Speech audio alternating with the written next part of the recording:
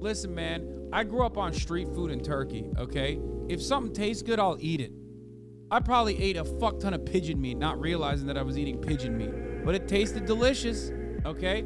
And my most, like, the thing I hate the most is not necessarily the litany of health code violations, but instead the fact that it tastes like fucking dog shit. And they deceived me! I wanted Golden China Kitchen, okay? Or Golden China Chicken, one or the other. But they're both the same. And they both taste like doo-doo.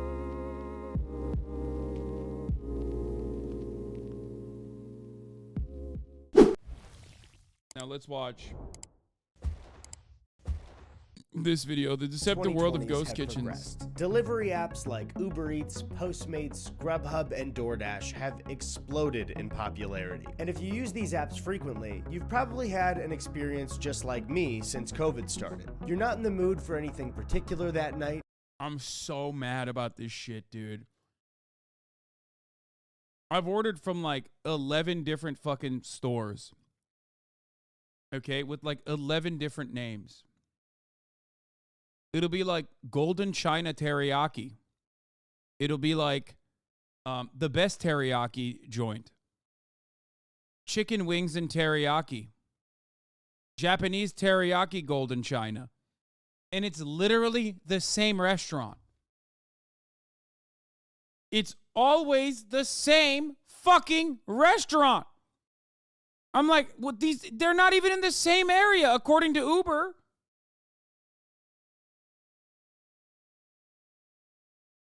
It's straight up the amount of times where I've had buffalo broccoli, okay? The amount of times I've had buffalo broccoli. I didn't order burritos. From the exact same buffalo broccoli. From like 8 different restaurants. First world problems. I ordered complimentary salsa. I thought I ordered 2 burritos, but I ordered 2 orders of free salsa. So my order was actually $0, but then there was the delivery charge and the under minimum charge of $11. So I paid $11. I paid $11 for salsa. Do you see this shit? Because it already comes, every order comes with complimentary salsa, and then I ordered 2 orders of complimentary salsa. I love that. That's fucking awesome. Anyway, there are 2 restaurants near me called Seoul Kitchen and K-Town Kitchen. They're the same restaurant. Yeah. So you scroll through restaurant after restaurant looking for something that'll catch your eye. And one restaurant finally does. But not because it's what you're in the mood for. It's because something about this restaurant feels off.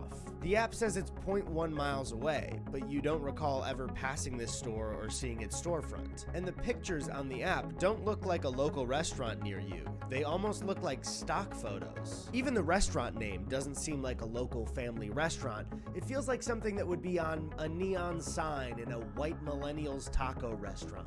Something like Taco Bout It, or Love Tacos, or You're Tacoing Me Crazy. Now, some people might already be aware, as I... Dude, this music is fucking hilarious, though. Like motherfuckers playing the Cyberpunk or Blade Runner 2049 soundtrack behind, like, talking about...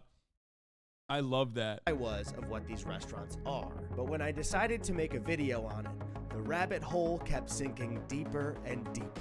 So today, I want you to follow me down this rabbit hole of food and restaurants. But I must warn you, it's sticky. So I gotta pee. Bring a baby wipe or some hand sanitizer, or stand next to the sink and keep washing your hands.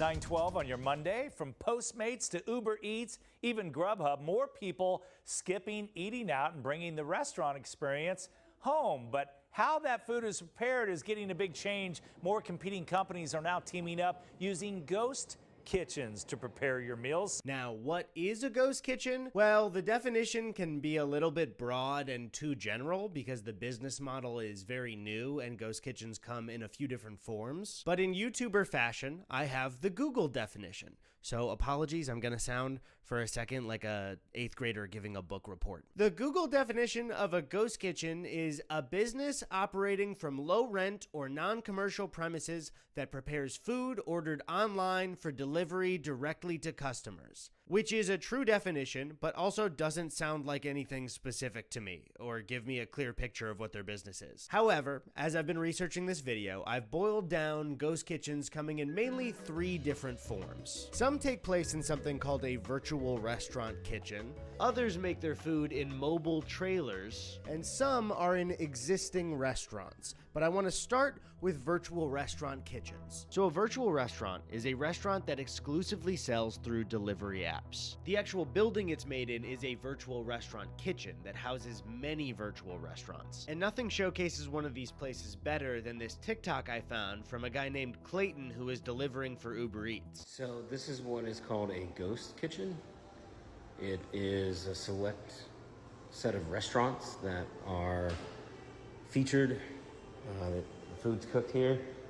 As an Uber Eats driver, you come up here, you select your restaurant. Mine was supposed to be Drunken Dumpling, and then my order was Omar here. And what's crazy is, then, for right now, I'm waiting.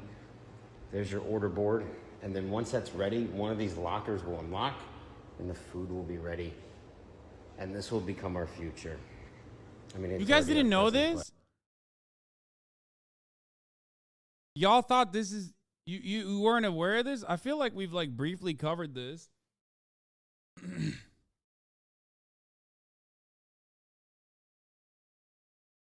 Yeah, this like started popping off during COVID.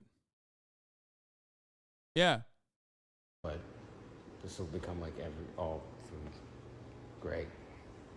Yay, future technology. Now, there are definitely cases of one person owning a virtual restaurant kitchen, but these places are mainly owned by tech startups. So there is a chance that a pizza place that you get delivery food from and a Chinese food place that you also get delivery food from are not 2 separate restaurants, but one kitchen owned by the same company. But I started to wonder how common these places actually were. And it's fucking awful. Like, the food quality is such dog shit, dude. It's crazy. Could I find one near my neighborhood? And I did. I won't be showing the address, but I sat down at my computer to look at delivery apps until I found a specific address that had multiple restaurants in it. And if you look here, as I started to go through just Uber Eats as an app, I started to find that this address had a lot of restaurants in it. If I were to ask you what you thought, really nothing wrong with it. If the food is it'll die anyway. It cuts a ton of overhead and is very profitable. Yeah. A lot of restaurants running out of one kitchen would be, it kind of depends on how familiar you are with ghost kitchens and virtual restaurants. So you might be thinking, I don't know, 2 is a lot of restaurants. Potentially 4. Could it be like 5 or 6? So I counted the individual restaurants on Uber Eats. I think as long as there's no health code violations, which is probably impossible not to have in a situation like that, but as long as there's no health code violations, like I get it. It's like a food processing facility, basically. And I suspect there will be health code violations. But for me, listen, man, I grew up on street food in Turkey, okay? If something tastes good, I'll eat it. I probably ate a fuck ton of pigeon meat, not realizing that I was eating pigeon meat. But it tasted delicious, okay? And my most, like, the thing I hate the most is not necessarily the litany of health code violations, but instead the fact that it tastes like fucking dog shit, and they deceived me. I wanted Golden China Kitchen, okay? Or Golden China Chicken, one or the other. But they're both the same, and they both taste like doo-doo.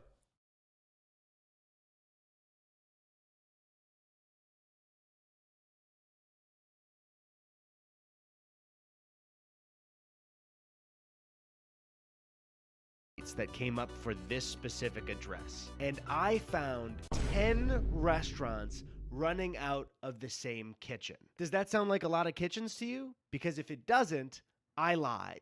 There are 20 restaurants running out of this one location. Yeah, except like 5 of them are different named burger stores, which is something that I don't understand. Like, why is like 5 of them burgers?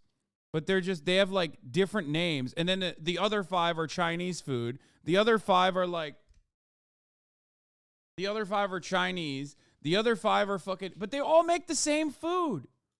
And if you're thinking to yourself, that's not that many, I lied again. There are 30 restaurants running out of this single location. And one final time, I lied again. There are 44 restaurants on Uber Eats that all share this one address. And you have food places ranging in completely different cultures and food types. There's a dim sum place, there's a curry place, there's burger places, pasta places, pizza places, chicken and waffles, taco places. Yes. This was actually discovered by my girlfriend Chrissy. She started looking at individual menus in this one location and finding that some of the items It's not a looked joke. really similar. So I picked a Yes. Oh my God, I'm so glad this video exists. Oh my God, dude. I hate this shit so much. Dude, I have done a rant on Postmates back in the day because I fucking hate that, like, I'll be like, I want tacos, okay? And then Postmates, before like the ghost kitchen started popping off, which is yet another fucking annoying nuisance, they would always be like, oh, you want tacos? Well, I guess you want Jack in the Box tacos. Here's a local favorite, Jack in the Box. I'm like, no. I live in West Hollywood, okay? There are probably 1,500 local taco restaurants. Why the fuck are you so insistent on showing me Jack in the Box? Be like, oh, you said tacos. You must want Chipotle. I'll be like, no. And then they're like, oh, do you want this other Chipotle then? No. Okay. How about this Chipotle that's like 3 miles away? And it's fucking psychotic. Like, no, man. No. If Postmates, instead of probably getting paid a shitload of money by these massive fucking franchises to place them at the top of the fucking search bar, actually had like a better review system, okay? They use the goated app. They would destroy. But there is no competition there. It's like barely DoorDash has like a little bit of competition. Why are you guys throwing Pago on top of? It's the middle of the hour. There's only a secret 1-minute ad break here. Shut the fuck up. Don't Pago me. It's not top of the hour. Because local places have to opt into delivery services and it hurts their overhead. But they are. They are in the fucking delivery services. And that's the worst part. When they're in the fucking delivery services, I want to find them. And I can't find them. Sometimes it makes it even harder to find them inside when I know the fucking restaurant's name. Random item from one of the restaurants that was featured here. It's a restaurant called The Codfather, and I found a beer-battered cod sandwich for $16.95. And right here it says in the description, it is a beer-battered North Atlantic cod, slaw, red and white cabbage, lemon herb aioli, and a brioche bun. So I looked at another obvious choice at the same address, at Sunset Beach Fish and Chips. And would you look at that? There's a beer-battered cod sandwich for $16.95. That is a beer-battered North Atlantic cod, slaw, red and white cabbage, lemon herb aioli, and a brioche bun. Interesting. 2 separate restaurants on Uber Eats, appearing to be completely separate businesses, selling the same item with the same description for the same price. So I looked at another place that had a beer-battered cod for $16.95, same description. And I looked at another place, and another place, and another place, until I had filled up my cart with 9 identical beer-battered cod sandwiches. And I'm going to go with Chrissy to pick it up at the same exact location. That's right, we're gonna drive to one kitchen to pick up the same sandwich from 9 separate restaurants. By the way, the sandwich is $16.95 for just the sandwich. So I'm about to pay, what's that, times 9? But what's the point? Illusion of choice? I just realized, you know what it is? They probably avoid extra scrutiny. You order from fucking Fish and Chips, and you're like, oh, it sucks. Oh, ew, this place sucks. And then you order from Beer Bitch Okay? And they're like, oh, this place sucks too. And then you order from, you know, I don't know, Fish Me Out. And then you're like, oh my God, it's the same sandwich. What the fuck? One, they're avoiding additional scrutiny that you normally would get if you're like a shit restaurant. Two, they've also flooded the marketplace with the same restaurant 11 times over. So now an actual fish and chips restaurant that isn't a part of the ghost kitchen is getting drowned out in the search engine. That's it.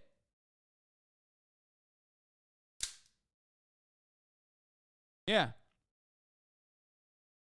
Holy shit, I just noticed Uber Eats and Postmates mobile UI is identical. Brother, they're owned by the same company. Uber bought Postmates.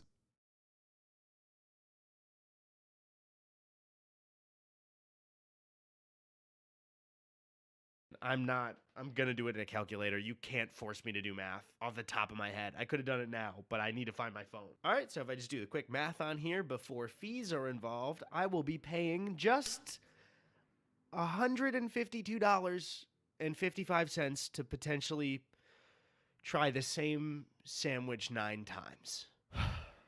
So Chrissy and I started the drive. It took about, 20 minutes to get there. God, that was beautiful.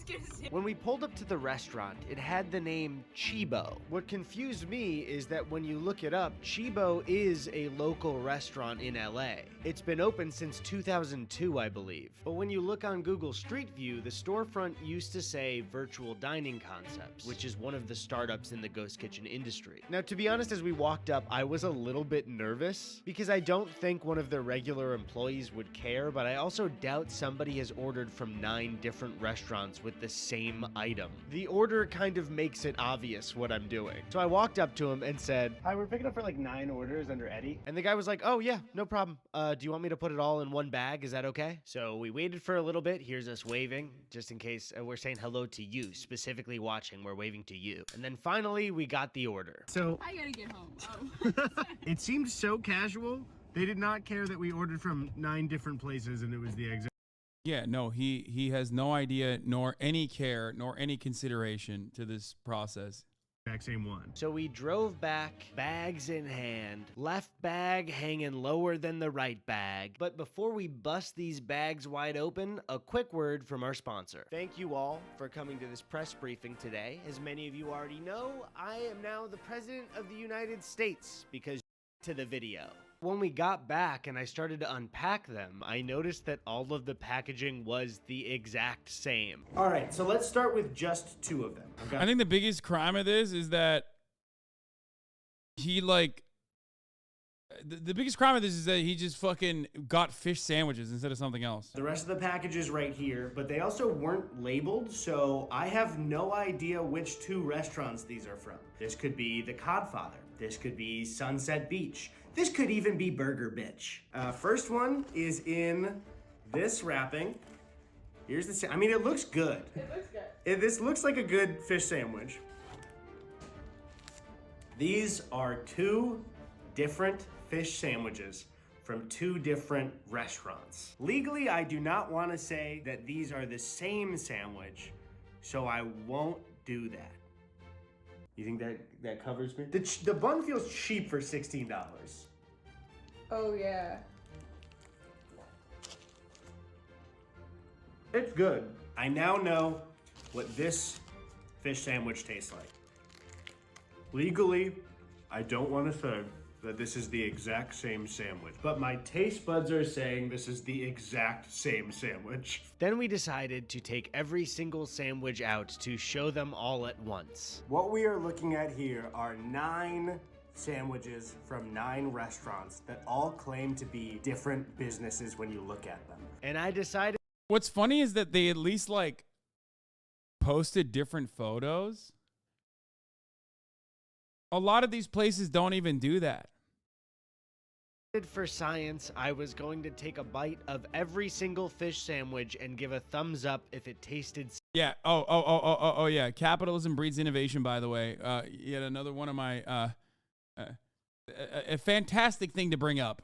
literally, just this is the type of fucking innovation that Similar capitalism to the breeds last all the one. time. Now, as I've aged, I don't do as well with greasy foods, specifically something like a fish or chicken sandwich. And I can't tell you the toll that this took on my body later that day. I didn't even capture it. I was tired. Things happened in the bathroom I will never speak of ever again. But I will say that my opinion was these 9 sandwiches tasted exactly the same to me. But I think it's really important to mention that this restaurant is It's the dumbest way to be innovative, but it is innovative law. No, it isn't.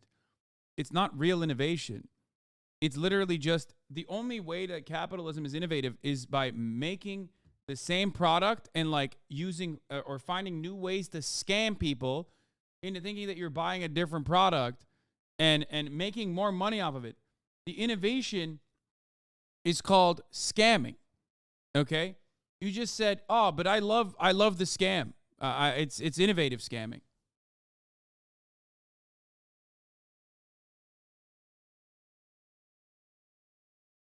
taking up 44 slots on delivery apps. They are competing directly with small businesses, some of which are owned by families. Now, I don't know if Chibo the restaurant owns this or if Virtual Dining Concepts bought Chibo to use their name as a brand, but would you be surprised to learn that there is another Chibo within 4 miles of the one that I just showed you? And together they take up 77 restaurant slots on Uber Eats. So whether or not Chibo is its own new company or just a Okay, I'm beginning to realize that I've been Chibo'd like 1,000 times. front for Virtual Dining Concepts, I want to take a second to talk about VDC. Virtual Dining Concepts, or VDC, is a major ghost kitchen company. And when you go to their website, they have a collection of brands that they work with. You have Mr. Beast Burger, which we will talk about later.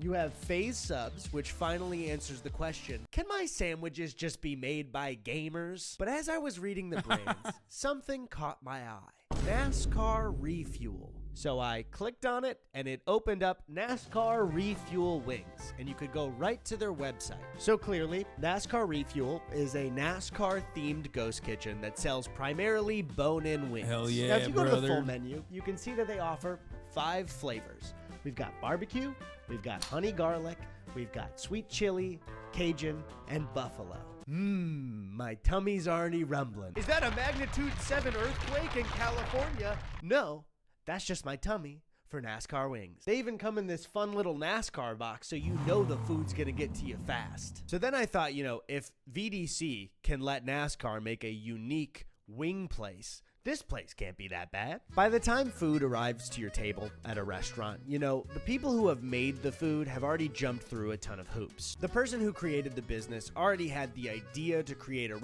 Honest question, do you think people who give so little of a shit to order online cares anything about local restaurants? I'm one of those people, and yes, the answer is yes. Of course I do. You want to know why? Because yummy in my tummy. That's why. Life is oftentimes just an endless sea of L taking, okay? And in between jumping from one L to the other, sometimes you nut and that feels good. And other times you eat food and that feels also just as good, maybe better, okay? So yes, I do care. What the fuck do you mean, dude? What? restaurant, either paid their own money or got a loan from a bank to get the building rented out. They then had to hire people, make sure everybody was trained, make sure people liked the menu, cultivate a successful business, and pay the bills every month. So maybe this could be a good way to not gatekeep recipes with how much influence you have or how much capital you have to open up a restaurant. Maybe this will be a great way into having people try new foods. VDC has another wing place right there called Wing Squad. Wing Squad is a buffalo wing themed ghost restaurant that serves primarily bone-in wings with flavors like barbecue, honey garlic. Didn't Tyga do this too, ironically?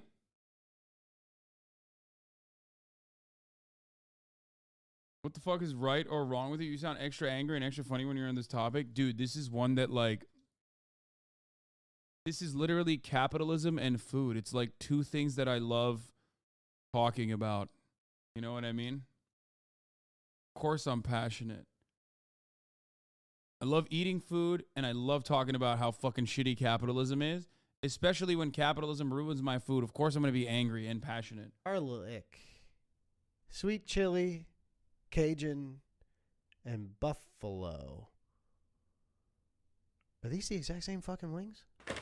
Okay, so I got NASCAR refuel. So I was gonna immediately cut to ordering NASCAR refuel and Wing Squad to eat them both and see if they tasted exactly the same. But when I filled out both my orders, I went ahead and ordered NASCAR refuel. And when I tried to check out with the cart for Wing Squad, they told me that it wasn't available in my area. So now, instead of proving a point for my video, I just have NASCAR wings. The only thing I care about is if they come in the cool box. I will be so mad if they don't. Yes! Here are the wings. They look pretty good, to be honest. I'll give it to NASCAR. It's good. It's good. I never said the Ghost Kitchen food is bad. It's good. I scared the neighbor's dog. But I want to get back to VDC's website because they seem to be the leading brand in working with content creators and celebrities to create ghost franchises. Hi, I'm Robert Earl, a fellow restaurateur and the founder of Virtual Dining. I thought he said his name was Roberto. Like Roberto, but said in a British way.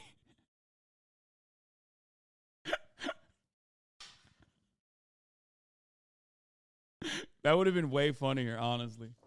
Concept. A ghost franchise is when one of these companies utilizes virtual restaurants and ghost kitchens around the country to instantly start up a national brand. So you pretty much snap your fingers and you have a fast food company across the whole country. These brands offer you an A to Z solution. Bro, this is literally, okay. I'm about to tell you guys something very scary, okay? Or I guess I kind of talked about it on Leftovers. There's a reason why everyone wants to be a t-shirt salesman nowadays, okay? There's a reason why everyone wants to be an influencer. Because when you're an influencer, you can sell, okay? You can sell products to a massive audience of loyal fans, okay? And people have realized, like, oh, yeah, you can have, like, a built-in marketing thing. If you work with influencers, celebrities, yada, yada. So basically, this originally started with like white glove production, a normal concept for, drop shipping or whatever. A normal concept where like drop shipping companies to work with celebrities. Represent used to do this and still does this. Okay. The company I work with is another version of this that's, on hands, like the ideology product that you can purchase. Okay. Like the t-shirt that I'm wearing at ideology.shop is quite literally kind of like the ghost kitchens of this, except the difference is, I guess you can have a little bit more involvement in the process of manufacturing, but that's it. It's white label production, right? Now they've moved that into kitchens with this streamlined process.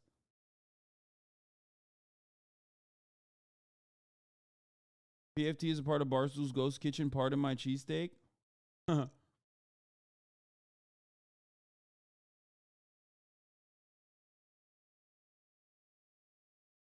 People also want to be influenced because there's 0% chance of making a good living as a public servant rather than take a bet on making it big, then admitting you will never be comfortable. Well, I mean, of course. Yeah, that too. All you have to do is choose the brands, the great celebrities that are going to become your market partners with you. And to get a look on how these ghost franchises start, we can look at the page on their website that advertises to creators that want to work with them. So this business model is advertised as a new way to connect with fans. Oh my God, I didn't know. Oh, the other thing that prior versions of this would be like, there are. Yeah, I've talked about this already. Hasan lives in a mansion. You should let some homeless people live in his extra rooms. I have talked about. I've talked about this. Sorry. I know that a prior version of this exists as well. Like when Subway used to do like a marketing thing with like a celebrity. You know what I mean? You let XQC say? Yeah, I know. So it's basically franchisees except with different names and the illusion that they're not the same business. Exactly. I ratioed Joe Biden? Really?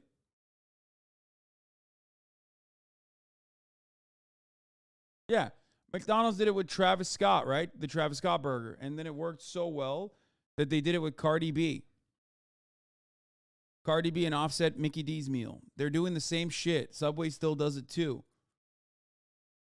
Right? But this time, you get to act like you own the entire fucking restaurant. No, it was for the fans. So step one is to create your vision. They give you a more intimate and experimental way to connect with your followers. Finally, I can get intimate with Mr. Beast by shoving a Beast Burger or a Carl's Deluxe down my gullet. Just absolutely gargling. No making fun of Carl's Deluxe. Beast-style fries. Then you work with them to create a menu. I would assume it's more so like, hey, you want to sell pizza? Do you want to sell pepperoni or sausage? Then they say to market the brand. Oh, fuck. I ratioed the president. Oh, my God. Connect with your... That's sick. Dude, I ratioed the president. That's fire.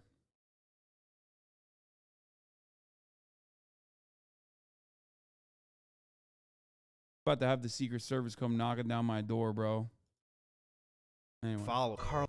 Then you work with them to create a menu. I would assume it's more so like, hey, you want to sell pizza? Do you want to sell pepperoni or sausage? Then they say to market the brand, to use your social following and platform to connect with your fans beyond merchandise. Use the food in your content. See, guys, it's about connecting to fans. This is not a soulless way to cash in on your fans by selling them food that you didn't create, okay? It's not about making money. So let's see step 4. I gotta stop getting tricked by corporate speak. I thought Mr. Beast wanted to be intimate with me. Sounds like your friend Ray's involvement in skincare products. Brother. Are you really that mentally ill? Like, really? Really?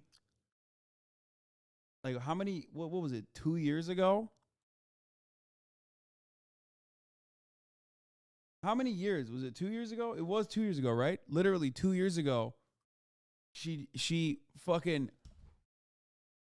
literally immediately canceled a product partnership that she had with a makeup brand, which then they took the project on and didn't even change the name and worked with another person with the name Ray, Addison Ray, and nobody gave a shit about it. That's crazy. She didn't even sell them, you fucking dingus. That's crazy. Aren't you a proud owner of the product, though? I am. It's behind me somewhere.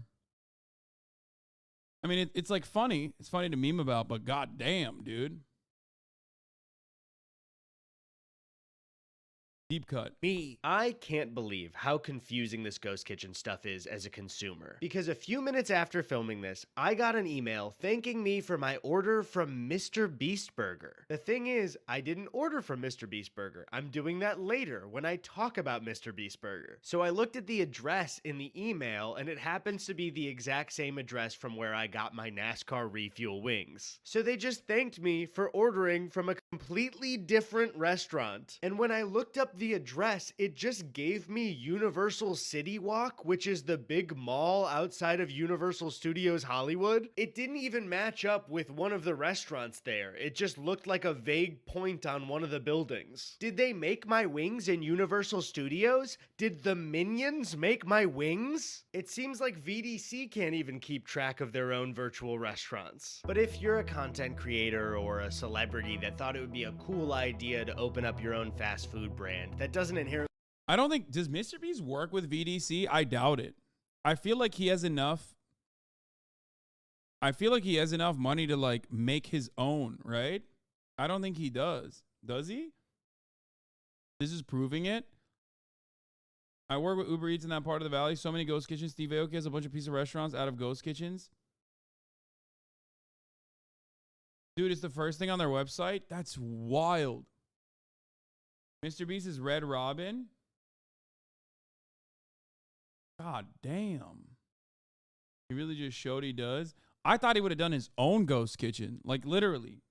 It seems like you would make more profits that way. Rather than just like, if your goal is to generate profit, when I've seen Mr. Beast with others in a ghost kitchen like this, that makes sense. Or maybe he works on some locations. I've seen people say the quality of the burgers varies on depending on the location. Yeah, see, because like someone is saying my Red Robin doubles as a Mr. Beast burger. So I wonder if VDC also works with different local restaurants or franchises that are like underwater to like utilize their kitchen as well. You know what I mean? Currently make you the devil. I mentioned 3 types of ghost kitchens before, and one of them is existing restaurants. Now these restaurants can be major chains or small businesses, and running these virtual restaurants out of a small business might help them keep the lights on. That additional revenue could be a lifesaver for them. The thing is, as I've been looking up stuff for this video, I would frequently get so lost trying to keep track of all the virtual restaurants. It would be hard to count how— Wait, actually, Buca de Beppo is the one that doesn't near me? Shut the fuck up. Wait, what? Dude, what the fuck? You should sell lettuce and call it HasanAbi heads, or a brothel called HasanAbi head? Yeah, let me become a pimp, dude. Buca de Beppo has fucking ghost kitchens? Isn't that like a relatively upscale franchise? Like, I thought it was like, what the fuck? It's not? I don't know. how many virtual restaurants are in one location or where a virtual restaurant was located. Sometimes I would look up Mr. Beast burgers in my area, and when I went to the street view, they just didn't exist and also didn't have an address listed. And that's when I started to think, if I'm spending all day just trying to locate certain restaurants, how the hell are they doing health inspections for these places? Uh-oh. And that's when I stumbled on an article called "Do You Know Where Your Chicken Wings Come From?" by the Boston Globe. The article centers— I'm gonna point this out one more time. I don't even give a fuck if it gave me explosive diarrhea, as long as it tasted good. Straight up. I don't even care if it poisoned me. If it tastes good, I'm fucking in it, baby. I'm in there like swimwear. Do not give a fuck. But the worst part of this is not that it's food poisoning. It's that it tastes bad. Okay? That I cannot, literally, I'm not even joking about this. The worst part about this is that it doesn't taste good. It's the same dog shit copied and pasted over and over and over and over and over again. I was literally eating with the sushi restaurant near me. Bubble gut every time was so tasty. Actually, your worst take. Y'all are crazy. around the challenges that ghost kitchens have added to health inspection agencies in Massachusetts. Frequently, it seems that health inspectors in Massachusetts will find out during the health inspection that they're running multiple restaurants out of the same kitchen. Lexington's health director Joanne Bellinger even said it's like smoke and mirrors or a shell game. We licensed this particular restaurant, but on the side, they're running 6 or 7 other things. And they're constantly getting surprised by this because the article states, no one knows how many such operations are running in Massachusetts or nationwide, as there is no central entity that tracks them. And when health departments can't track where food is coming from, it makes it near impossible to track where a foodborne illness starts. Some defenders of virtual kitchens might say, well, if you have a kitchen that passed a health inspection, what's the harm in adding a virtual kitchen? You already passed. But what if your new virtual restaurant menu Bro, what do you mean? There's contaminants. Oh my God, cross-contamination events. Yeah, literally. Bro, okay, if you have food allergies, do not order from anything on Uber, okay? Okay, that part, I am very privileged. I do not have any allergies that I know of, and I hope I don't develop any allergies. Oh my God, that is definitely one thing. Okay. To be fair, yes, I wouldn't want to die if I had like a fucking peanut allergy and I'm ordering from a place that I don't think it has peanuts in the kitchen, okay? Then yes. Yes. definitely, I am pro regulations. You're right. I forgot about people who are allergic to things. If you have a peanut allergy, do you never want to like sometimes try like, I don't know, Five Guys and stuff? There's a really, I mean, think about it. Like there's a lot of delicious foods that you're missing out on. Dies from the ghost kitchen. I was allergic to mango until my 20s. Now I eat a lot of them. Goofy ass family allergy. Wait. Do you think that's why Ethan has like an allergic reaction when he ordered like a whole bunch of Mr. Beast burgers? Like he's about to find out through his dermatologist that he has like a different allergy, and it was definitely not one of the Mr. Beast burgers. Like it's not a product that's supposed to be in the Mr. Beast burger.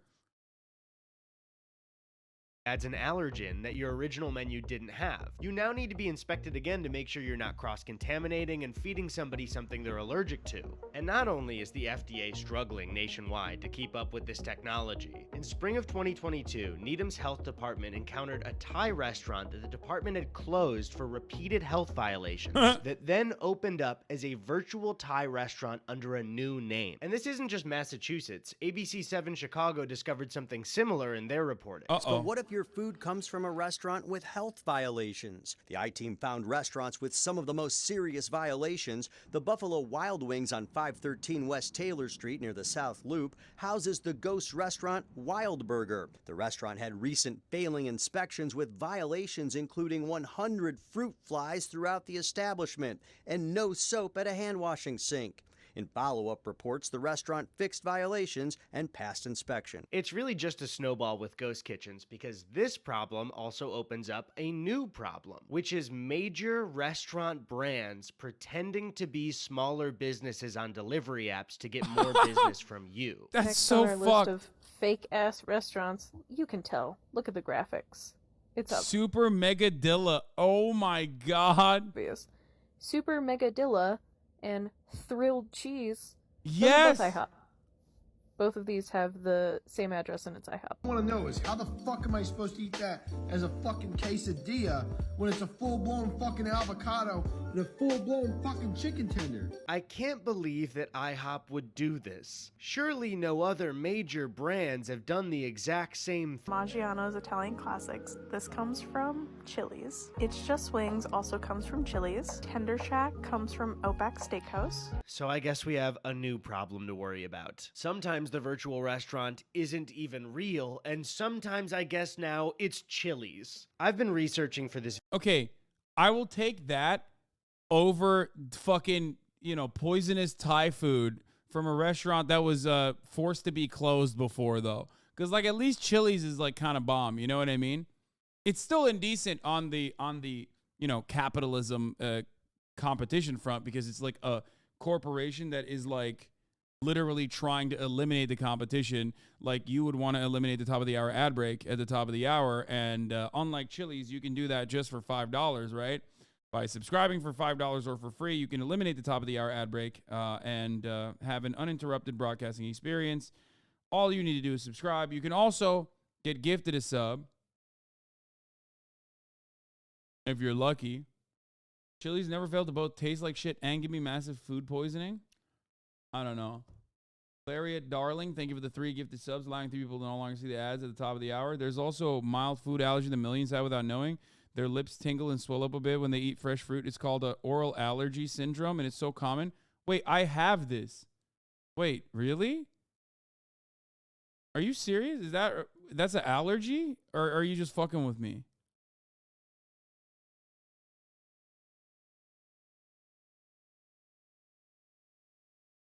I hate fruit because whenever I have fruit, like my mouth is like almost in pain.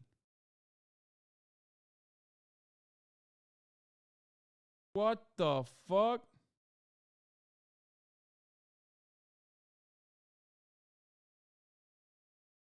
I mean, I still eat it every now and then, but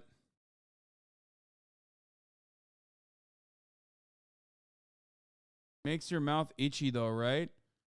Kind of. Yeah, pineapples. Yeah, can't eat too much pineapples. Yeah.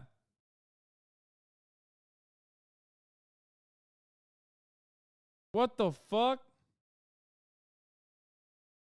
I thought it was like, I don't know what it is. It's like mostly, it mostly happens with, no. It happens with citrusy shit. I don't think it's an allergy.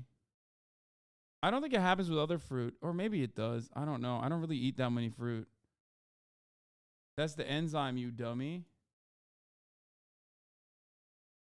Pineapple is because of the enzyme, not allergy. But it's not just pineapple. It's like citrusy shit. It's the protein digesting enzyme.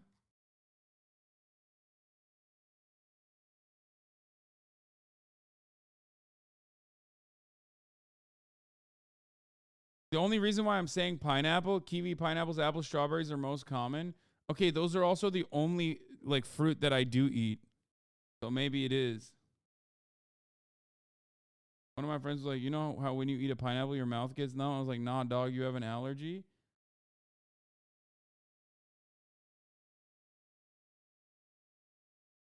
Wait, what the fuck?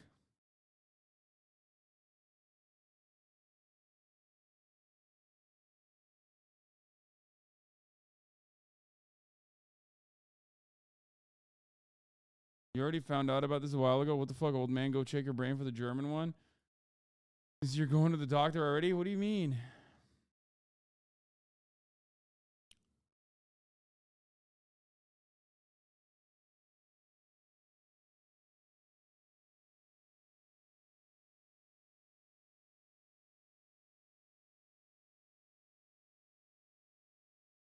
Video for around 2 months now, and I feel like I'm going crazy because anytime I'm confused or I see something deceiving and I pursue it, I get even more confused and sometimes even more deceived. However, there is one thing that I am certain of.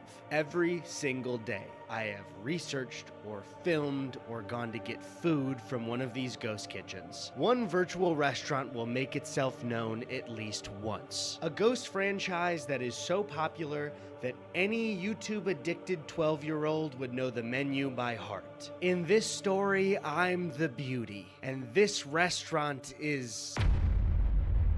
Wait, I talked about this on stream before? Mr. Beast Burger is one of, if not the most popular Ghost franchise in the United States. The Ghost franchise was created by YouTube's golden boy and Elon Musk reply guy, Jimmy Donaldson, aka Mr. Beast. We will be spending 24 hours in this insane asylum. I built 2 massive circles and put 100 boys in one and 100 girls in the other. I am not eating any food for the next 30 days. The reason I've waited so long to talk about Mr. Beast Burger is because it utilizes all 3 main forms of ghost kitchens, including trailers. Ghost kitchen trailers are exactly what they sound like. They're a trailer that runs multiple virtual restaurants out of it. Now, the leading company that owns these trailers seems to be Reef Global, but as I've been reading some articles about it, it seems like Reef isn't doing so hot lately. They've had a lot of big companies pull business from them. It even looks like Wendy's had a projected 500 locations set to open, but they cut that deal, and Reef later exited its Houston market and laid off 5% of its workforce amid low sales and a rash of permitting and safety violations. Let me just look up what safety violations there are. Okay, so I just found this Wall Street Journal article called "Ghost Kitchens Are Proving to Be a Messy Business as Reef Global Shows." The article starts by saying a few seconds after a cook turned on a stove in a tiny mobile kitchen in a Houston parking lot in April, a fireball erupted from the propane burners, flaring out into the center of the trailer owned by Reef Global Inc. While the cook escaped harm, she happened to open a refrigerator at the same time that shielded her from the flames. It was the second such incident at the same Houston trailer in 4 months. The first one injured a different cook as flames scorched her face and gave her kind of a warning for this to be kind of violent language, so skip forward 10 seconds if you don't want to hear this. Gave her 3rd-degree burns on her hands that caused the skin to peel off her fingers, rendering her unable to work. Wall Street Journal. Did you hear how bad her hands got burnt? How can she work? How can she contribute to the company? A similar fireball in San Francisco injured another Reef employee in the spring, according to the former Reef managers briefed on the 3 incidents. And on top of that, there's also an insider article about leaked Reef emails, where they're talking about nearly a full year of complaints from Mr. Beast Burger, where customers were served uncooked chicken and raw burgers. This is not directly Mr. Beast's fault. And I'm sure this happens with regular fast food franchises, but this problem is a lot more difficult to solve when you have no real locations. And up until very recently, this business was solely run out of ghost kitchens. And in interviews, Jimmy doesn't hide that fact at all. He's actually one of the only people I see being open and honest about their business and ghost kitchens. Is it cool to own a burger joint? So when I first started it, this is when COVID was at its height. So we started a virtual restaurant. A lot of restaurants were laying people off. And Beast Burger, originally why we got into it, is it was like a way for restaurants to make extra money. Yeah. So if you're a mom and pop and, you know, that lockdowns, you can't even serve people in your fucking restaurant, your revenue just cut in half, you could just start serving Beast Burger. And then anytime anyone within 8 miles places an order, you fulfill it, you get to keep a majority of the revenue. Yeah. Now that's a pretty noble motivation to opening up Mr. Beast Burger, but Jimmy just doesn't talk about the fact that they do this also out of existing restaurants that are major corporations, and the fact that they ran them out of reef trailers. Anyone, anywhere can just start serving Mr. Beast Burger. You just take our training course, order our ingredients and packaging, and then turn it on all the websites. So it's the same ingredients. Mm-hmm. Oh, so it tastes the same. Mm-hmm. And I understand what Jimmy's trying to do, but you really shouldn't make it that accessible for anyone anywhere to start serving Mr. Beast Burger to customers. Because again, I start thinking about the health inspection stuff. People all over the country, primarily kids. I'm sure all of his restaurants are mom and pops. I think like that's probably beneficial for the mediator in that situation. And I don't think Mr. Beast gives a fucking shit. You know what I mean? They were overpriced and tasted extremely mid in Toronto. I have never had a Mr. Beast burger. I most likely will not be having a Mr. Beast burger anytime soon. Brand risk for sure. Your name is on the burger. I worry you'll actually read one of my shitty comments and permaban me.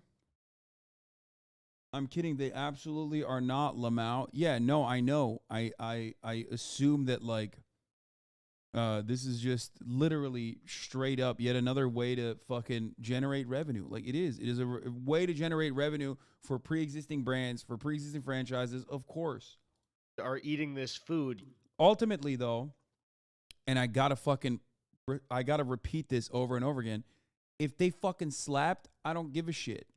As long as, you know, they are also maintaining safety standards. That's it. But the reason why I don't eat it is because, like, as much as I've seen it, like, it doesn't. You might want to talk to Will about how you're not eating a Mr. Beast burger. We are not eating a Mr. Beast burger. There is no shot, brother. Food cannot slap. Yes, it can. At the top of the hour, the fucking ad break slaps you in the face. Okay? Which I feel like in my brain, I already did this segue. And I did not run it. Oh, I guess I did the segue, but I forgot to run it then. Because I was like, I think I did a really good segue, but forgot to run the ad break. Yeah. Okay, here. I'm running it now. Because I was looking at, because it shows you your activity. Look. Last ad break I ran was a 60-second commercial ad break 40 minutes ago. And then I just ran the hour ad break, top of the hour ad break.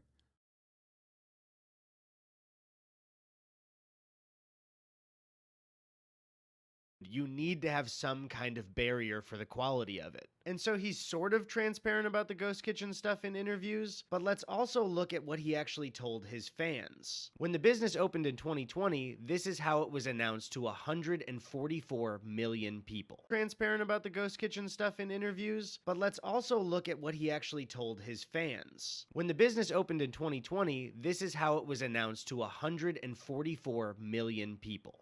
Bro, I'm one of those people. Like, until recently, I thought this shit, like, I never watched the Cody interview. I'm one of the fucking people. I literally thought he, like, opened up a burger joint.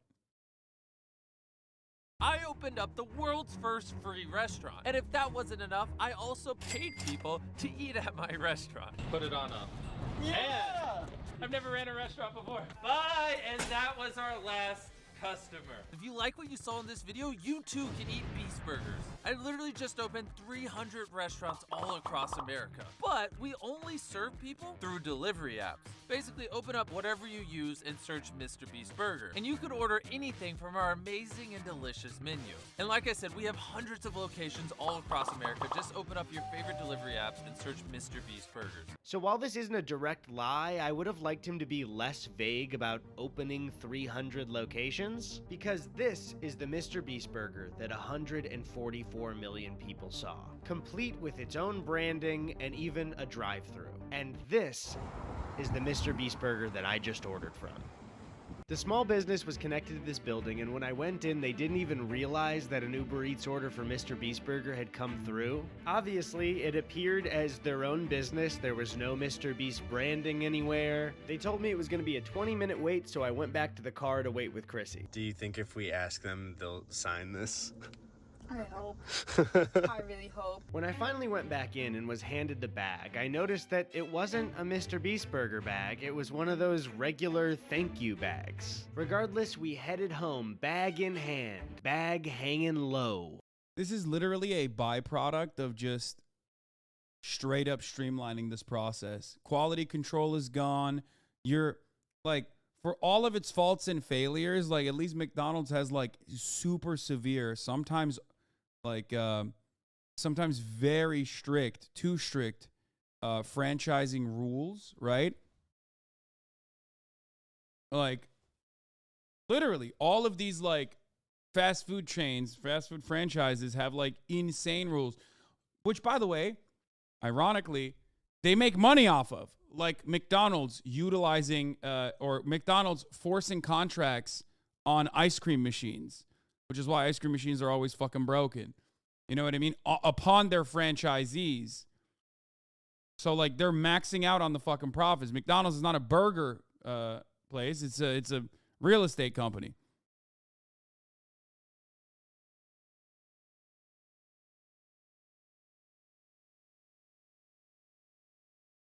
I've about fucking had it with the ghost kitchens in my area. It's out of control. Fuck McDonald's, no condiments giving ass. Wait, really? I got 4 items total and ordered it for pickup, so the whole thing ran me $36. It is taking an artisanal mode of production in the restaurant and turning it into a central factory, exactly how Marx described production being forced into this form. They're also not in Mr. Beast packaging either. So, Mr. Beast, NASCAR wings is blowing you out of the fucking water. Now, Beast-style fries are supposed to be seasoned, crinkle-cut fries loaded with caramelized onions, American cheese, pickles, mayo, ketchup, and mustard. What I got was seasoned crinkle-cut fries with cooked onions, American cheese, pickles, and ketchup. You can see right here, this is what they look like, and... So I flipped them back over pretty well, actually. It worked out just fine. And they were average. I do think what would make this order special is the ingredients on the fries, and I didn't get all that I ordered. But this is the best that the order's gonna get, I promise you. Now, the next item on the list was supposed to be a Carl's Deluxe, which is like a patty melt grilled cheese. No! But when I pulled it out, I was very confused. Which, is this the Beast Burger? After looking at all of the order later, this was not a Beast-style burger. It was No! not a Carl's Deluxe. It was one of their Impossible Beast-style burgers. This is what the Impossible Beast-style burger is supposed to look like. And this looks like if somebody drew a... It looks like a cartoon. Dude, it looks like... Oh, no. That looks like a prop, dude. Oh, my Lord. Oh no, oh no, oh no, no, no, no, no, no, no. Oh, a burger for me? How is this real? It looks like a Krabby Patty. Now, when I opened It literally it does. looked really boring. This looks unbelievably boring. But surprisingly, it also tasted really boring. This tastes like a cafeteria burger. The Impossible Burger is supposed to be smashed, crispy Impossible patties with house seasoning, American cheese, pickles, diced white onions, mayo, ketchup, and brown mustard on a toasted bun. What I got was an Impossible patty, American cheese, shredded lettuce, and a tiny bit of ketchup. There's no sauce on it either. There's just like a little bit of ketchup. Yeah, there's no quality control, dude. There's no quality control whatsoever. So when there's no quality control, there's nothing like it's like almost impossible to do quality control too. Like, dude, that looks like a blood stain, brother. I wouldn't eat that. On the bun? The bun was way cheaper than the one looks in the photo. But also, if you examine the meat in the Impossible photo, it looks nothing like this. So what the hell did I just eat? Next up was the crispy chicken tender sandwich, and this one is an easy layup. Everybody knows what comes on a chicken sandwich. It's just chicken, the bun, mayo, pickles, no ketchup, and lettuce. No ketchup. I was really hoping I would have a positive experience, but all Why of ketchup? the ingredients just feel really, really cheap. Like, it just... This doesn't look like a satisfying chicken sandwich. I don't know.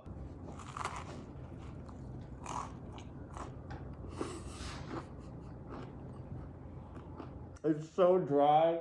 What I got was the chicken tender, some shredded lettuce, and a tiny bit of ketchup.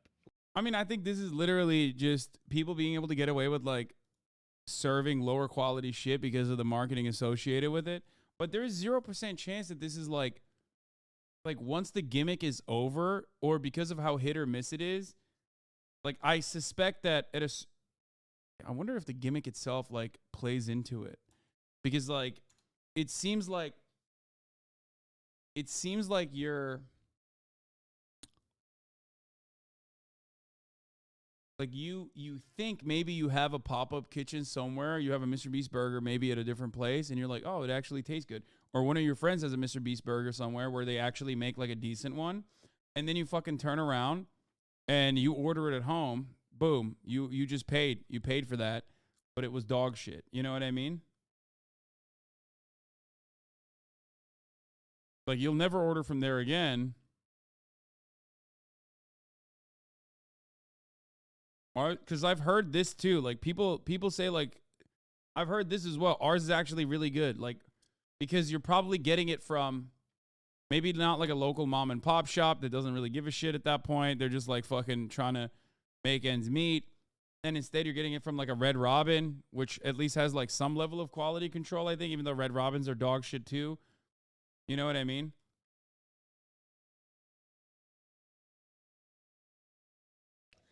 These look like vending machine sandwiches being reviewed. Okay, first of all, the vending machine sandwiches, well, not vending machines, but like 7-Eleven sandwiches slap, dude. Ethan's review he did was better than both this video and the other time he reviewed it on the pod. The food was actually branded, cooler boxes. Food was better, but still rough. Lastly, we had the main event. The very item that carries the name of this Ghost franchise. The Beast Style Burger. And man, this one kind of pissed me off because I ate it, and while I've been editing it, I noticed that the camera got a better angle of the meat than I did. Man, this is supposed to be a smash burger. What the hell is this? Now, when it comes to Mr. Beast Burger, do I think that Jimmy was intentionally trying to mislead people in his video? Or that he ever wanted to serve people uncooked beef? No. Of course not. Jimmy is a little bit younger than me. I think he's like 24, but he's also CEO brained, so I'm pretty sure he doesn't give much thought to anything but making the biggest videos in the world and growing his company. However, I will say that the quality of that food was really bad. I think this is an incredibly fair assessment.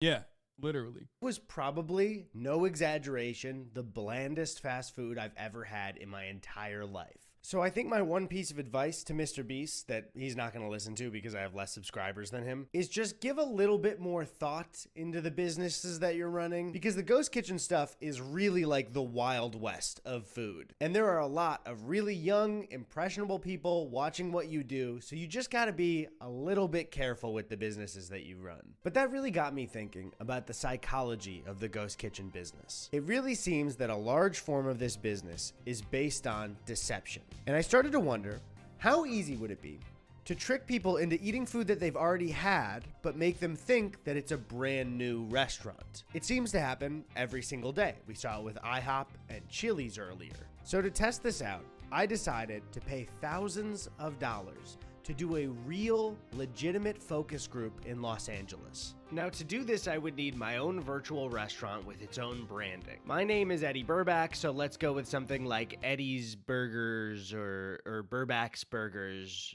Burgerback. I also needed a fake logo to put on the pack. Why didn't he fucking sell it as Bareback Burgers, dude? Missed opportunity. Eddy Burback. You want to hit that burger raw. You want to raw dog that burger. So I'm pretty new to graphic design, but I worked like, I don't know, maybe 3 or 4 days on this logo. I think I did a really great job. There actually might be a path for me in graphic design and not in YouTube anymore. So I'm sorry, I'm just very proud of it. As the group entered the room, I realized that I had put up thousands of dollars, and the entire point I'm trying to make on the results of this focus group. That's so a my YouTuber. nerves were high. Hi, everyone. That's Jack's Films, right? Thank you all for coming in today. My name is Jack, and we're holding this group on behalf of an exciting new fast food restaurant, Burgerback. Now, before they tasted the burgers, I'll be honest, I was a little vain, and I added a question to see how much people would like my logo. So, before you is the official Burgerback logo, and I want to ask you all, what are your initial thoughts about the logo? It's lame. It's lame? You said, be honest. No, we want that. Bland, okay. Look at his fucking face. Oh, that's good. Interesting. I guess they just don't have an eye for logos. I guess they're just wrong. But it was finally time to taste the burgers. So Burger A was a Carl's Jr. famous star, and Burger B was one that we picked up from a local restaurant down the street. Both burgers had the same ingredients and were repackaged under the Burgerback logo. So we started by bringing Burger A out to the group. One of them compared it to a Burger King burger, and another person even said this. Kind of reminds me of a famous star from like Carl's Jr. Oh, Jamie saw. You said what from Carl's Jr.? The famous star. Oh, yeah, you're right. So he said it reminded him of a Carl's Jr. famous star, but he didn't say that it was a Carl's Jr. famous star. And then Burger B from LA Tavern was brought out to the group. It was immediately clear that they liked this burger much more than the last. I feel like with the bread on this one, it's a better bite. They thought the Carl's Jr. burger was bland, but the one from the local restaurant seemed to be a hit. After tasting both burgers, we asked the group to identify which one they thought was a fast food burger and which one they thought came from a local restaurant. One was fast food. Yep. I think. One was fast food, and you think this one is the family owned? It feels more homemade. Yeah, I agree. To my surprise, they identified the Carl's Jr. burger as a fast food burger and the burger from LA Tavern down the street as a local family-owned restaurant burger. But I don't understand. IHOP and Chili's have been doing this. I thought this was easy to trick people. So we held a second group to see if the results would be the same, testing out 2 things. 1, if they could identify the burger like the first group, and 2, if one of them would finally be honest and say they liked my logo. And I just wanted to ask your honest opinion. What do you think about the logo? Honestly, basic. Basic? Okay. I don't get the name of it. I need more Okay. context. All I think is barback. Like when it was like, what's a burger back? Kind of generic. Okay. Cool. Yeah, it's a focus group, so they're gonna give their honest opinion, and sometimes people's honest opinions can be wrong or dumb or bad or wrong and bad and stupid and hurtful and mean. And after that, the focus group went the exact same as the one before it. They all unanimously voted A for fast food and B for local. So the second one I think is from the local. Is that kind of everyone's thought here? So even though nobody stopped during the taste test and said, I think this is a Carl's Jr. burger, I think you're lying to me, I may have wasted thousands of dollars in disproving my own point. It seems that ghost kitchens aren't that deceiving because people can tell the difference between what's a fast food burger and what's a local chain burger, which is a huge bummer. Well, the point is, it doesn't matter, right? Because, like, the scam comes because you can't, like, put it in your mouth before you order it. Because I feel like I put the whole point of the video on this focus group, and now I feel like I've been proven wrong. Or I lied. Because while Burger A is a famous star from Carl's Jr., LA Tavern is not a real restaurant. In fact, that photo you saw was a random building that I picked off of Street View. And the focus group did not correctly vote between what was a local restaurant burger and what was a fast food burger, because Burger B was Jack in the Box this whole time. Both focus groups tasted 2 fast food burgers and incorrectly said that one was from a local restaurant. So I think it's pretty clear that I made everyone in that focus group look dumb. Now, Yeah, look, listen, that plot twist makes no sense. What I just said is still, like, none of it matters.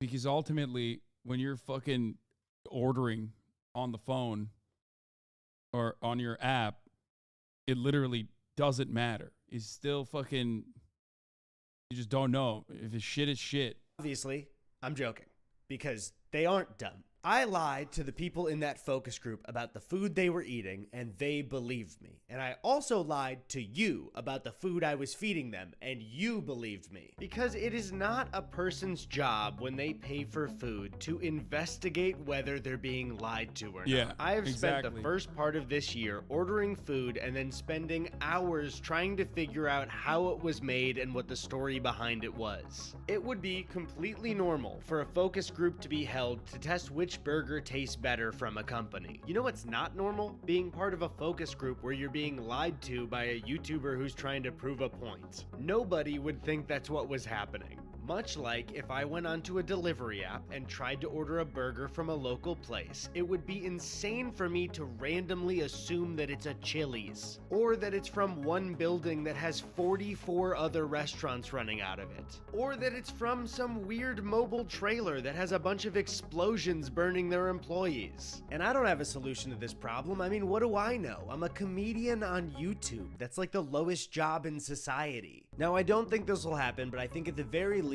delivery apps should add some kind of tag where you can see what's a virtual restaurant and what's a real brick and mortar place. Because if you're supporting a restaurant with your dollar to get some food in return, the very least they can do is let you know where that food is coming from.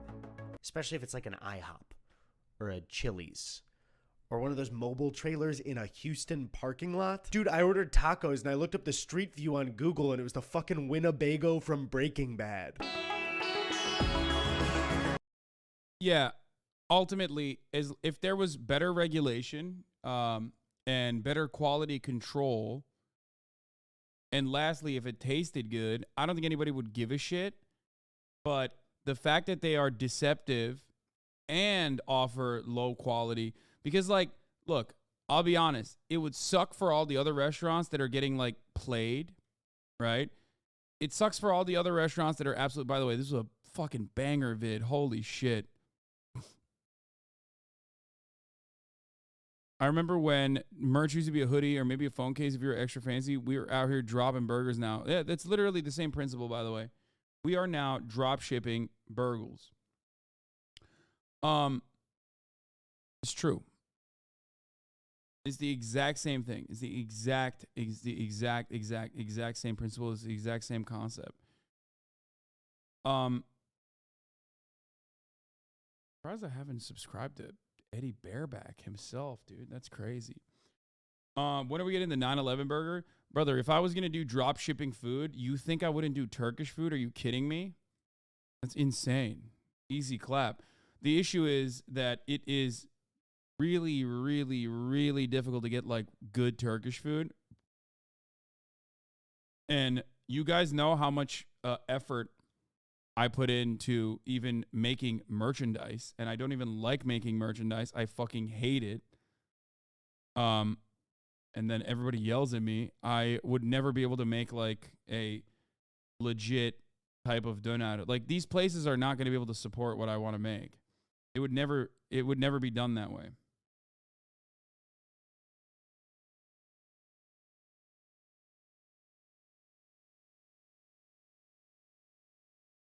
Here's a logo for your restaurant. HasanAbi Head's all natural vegan burgers. There's a poop sock in there, you fucking asshole.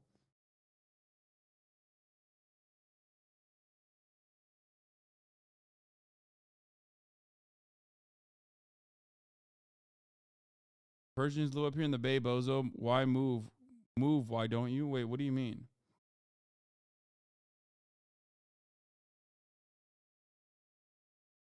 Yeah, real donut needs a real meat tornado. Exactly.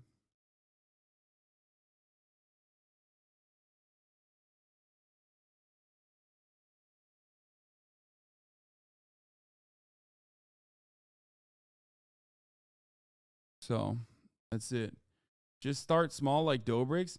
Is David Dobrik doing the same thing? Or is that like an actual brick and mortar retail? No, he like bought an actual restaurant and like made an actual restaurant, right? I don't think they're doing like, it's a physical location, I'm pretty sure. What? Why did you just say Dobrik and then send this to me? Fucking weirdo. What are you trying to be, like a cat person? Sending me ugly ass dogs or whatever the fuck this is. Is this a dog? What the fuck is this? Is brick and mortar right next to the Comedy Store?